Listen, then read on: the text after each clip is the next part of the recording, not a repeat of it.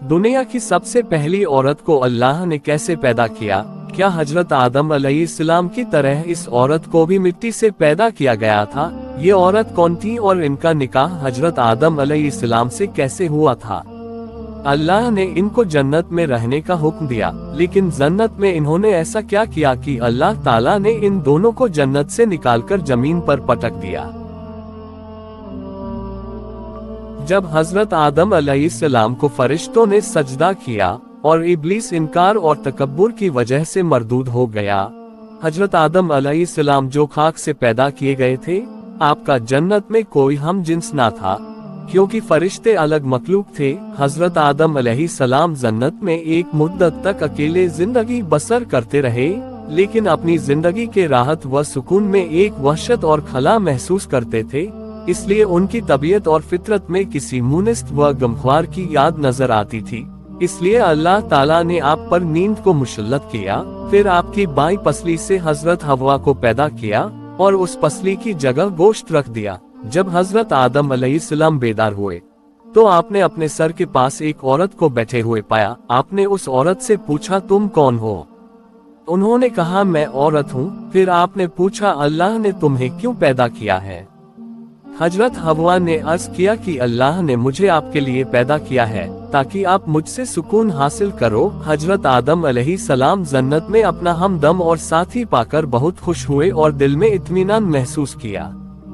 फरिश्तों ने हजरत आदम अलैहिस्सलाम के इल्म का इम्तिहान लेना चाहा और उनसे पूछा कि ये कौन है? तो आपने फरमाया, ये ढ। फिर उन्होंने पूछा, इसे औरत क्यों कहा गया है? तो आपने फरमाया, चूंकि ये मर्द से बनी है। फिर उन्होंने सवाल किया कि इसका नाम क्या है? आपने फरमाया, इसका नाम हवा है। फिर उन्होंने कहा, इसका नाम हवा क्यों रखा गया? आपने फरमाया, जिंदा चीज को हव्य कहा जाता है और ये भी जिंदा से पैदा हुई, इसलिए इसका नाम हवा रखा गया। एक रिवायत के मुताबिक हजरत हवा की पैदाइश फरिश्तों के सजदे के बाद जन्नत में हुई और दूसरी रिवायत के मुताबिक हजरत आदम अलैहिस्सलाम का जिस्म जमीन पर तैयार किया गया, इसमें रूह को दाखिल भी जमीन पर ही किया गया और हजरत हवा की पैदाइश भी जमीन पर ही हुई। फिर दोनों को जन्नत में ले जाया गया। अलगर्ज जब हजरत हवा को पैदा किया गया तो हजरत आदम अलैहिस्सलाम ने उनकी तरफ मिलान करना चाहा और इरादा फरमाया कि इस औरत से दस्ते मोहब्बत बढ़ाएं। तो फरिश्तों ने तुरंत कहा, ए आदम ठहर जाओ, पहले मेहर अदा कर दो। आपने फरमाया, मेरे पास तो मेहर में देने कुछ भी नहीं। तो फरिश्तों ने कहा कि आपका मेहर यह है कि आप नबी करीम सल्लल्लाहु अलैहि वसल्लम पर दुरूद पढ़ो।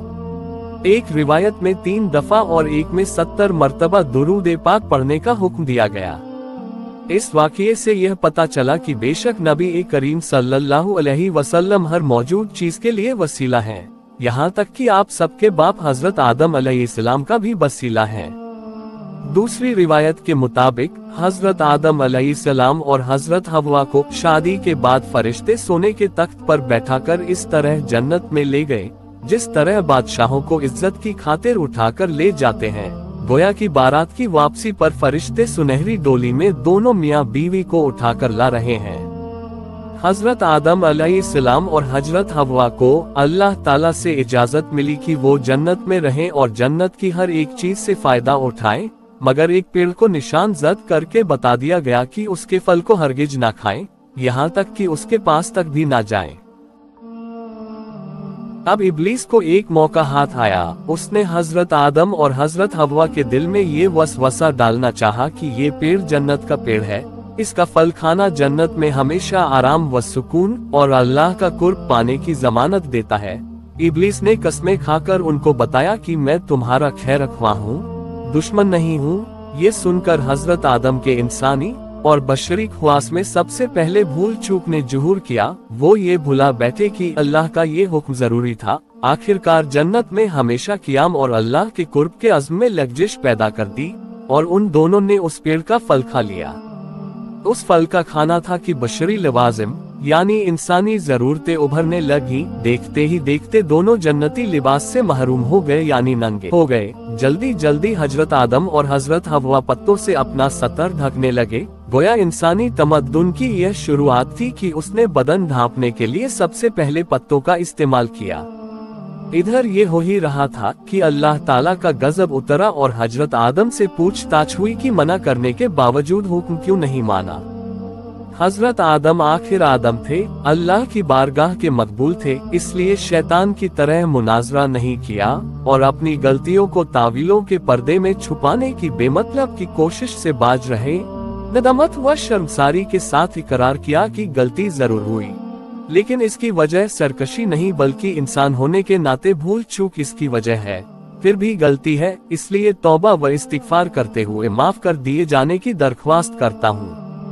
इससे मालूम हुआ कि हजरत आदम अलैहिस्सलाम अपने महबूब और महबूब की मुराद को नहीं भूले, यानी अल्लाह ताला, और उसकी मुराद जो थी कि आप जमीन में मेरे खलीफा होंगे, उससे हजरत आदम अलैहिस्सलाम से भूल वाक़या नहीं हुई, बल्कि अल्लाह ताला की मर्जी के मुताबिक काम हुआ।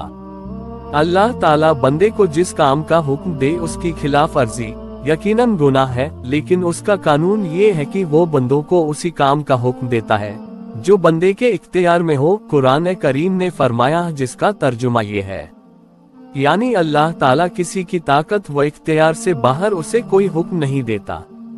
जाहिर है कि भूल कर किसी काम का करना या न करना बंदे के इख्तियार में नहीं।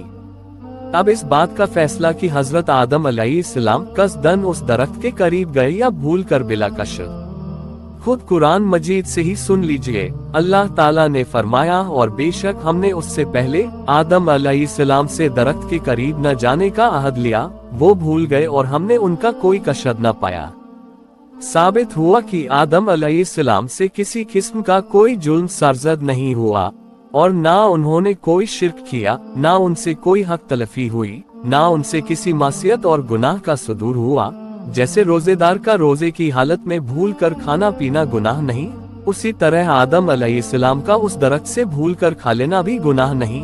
यकीनन वह गुनाहों से पाक और नबी होने की वजह से मासूम है। अलगर्ज जब हजरत आदम अलैहिस्सलाम ने तौबा इस्तिगफार करते हुए माफ कर दिए जाने की दरख्वास्त की, तो अल्लाह ताला ने उनके इस उज्र को कबूल फरमाया और माफ कर दिया। मगर वो वक्त आ गया था कि हजरत आदम अलैहिस्सलाम अल्लाह की जमीन पर खिलाफत का हक अदा करें। इसलिए हिकमत के तकाजे के तौर पर साथ ही यह फैसला सुनाया कि तुमको और तुम्हारी औलाद को एक तय वक्त तक जमीन पर क़ियाम करना होगा और तुम्हारा खुला दुश्मन इब्लीस अदावत के अपने तमाम साजो सामान के साथ वहाँ मौजूद रहेगा और तुमको इस तरह मलकुती और तागुती दो टकराने वाली ताकतों के दरमियान जिंदगी बसर करनी होगी।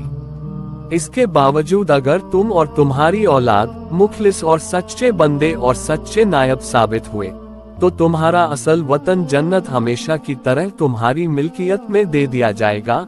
इसलिए तुम और हवा यहाँ से जाओ और मेरी जमीन पर बसो और अपनी मुकर्रर की हुई जिंदगी तक उबूदियत का हक अदा करते रहो। इस तरह इंसानों के बाप और अल्लाह ताला के खलीफा हजरत आदम अलैहिस्सलाम ने जीवन साथी हजरत हवा के साथ अल्लाह की जमीन पर कदम रखा। इंशाअल्लाह इससे आगे का वाकया नेक्स्ट वीडियो में पेश किया जाएगा।